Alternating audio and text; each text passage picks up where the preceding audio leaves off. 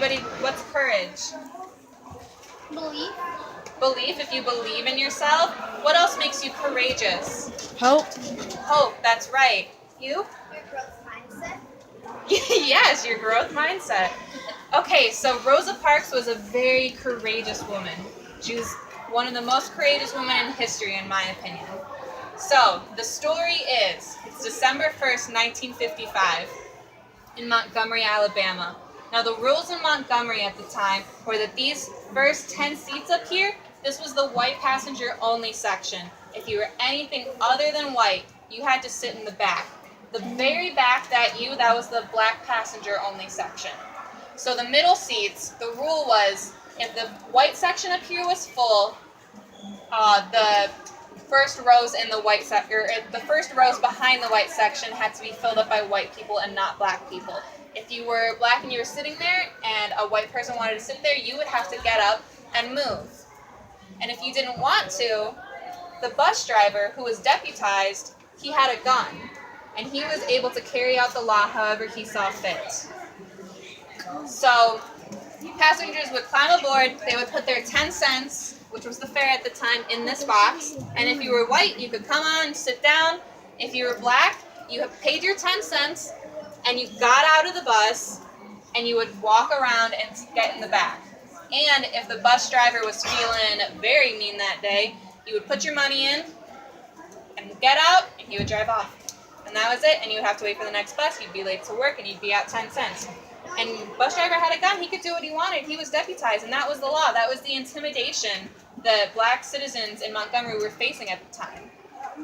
So, December 1st, 1955, Rosa Parks, who's a 42-year-old seamstress. She's also a secretary for the NAACP, which is the National Association for the Advancement of Colored People. At this time, they were very focused on civil rights, desegregating buses, anything to make the lives for black people in Montgomery more equal. Do you guys know what segregation is? Can anybody tell me that? What's segregation? The separation of races. That's right. So like I was saying that the buses there's a white section and the black section, and that's segregation.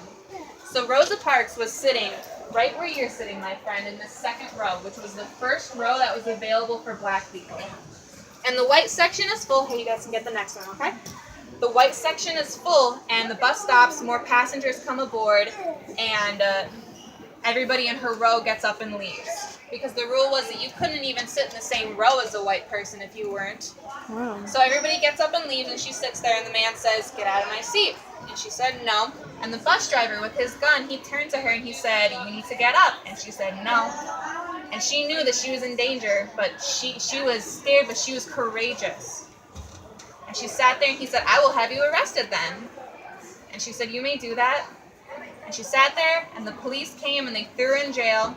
She sat there for about 2 hours before her attorney came and bailed her out. And like I said, she was a member of the NAACP. So she was already with like the civil rights movement before it got started. So Martin Luther King Jr., who had just moved to town, they met up and they decided that they were going to organize a bus boycott. Does anybody here know what a boycott is? You in the back? I'm sorry, friend, what was that?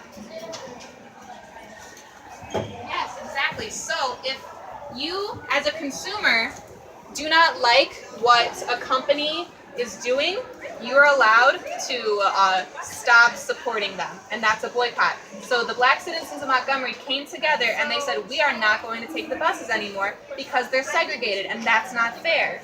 So for 381 days, the black citizens of Montgomery, Alabama did not take the bus.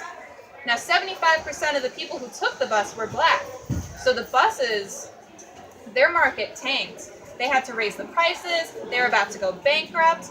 Meanwhile, black people are walking miles and miles to work, to and from, in the rain and the snow, no matter what. And that was 381 days. They only stopped the boycott in December of the following year, 1956, when the Supreme Court ruled that buses had to be desegregated, which meant anybody could sit wherever they wanted.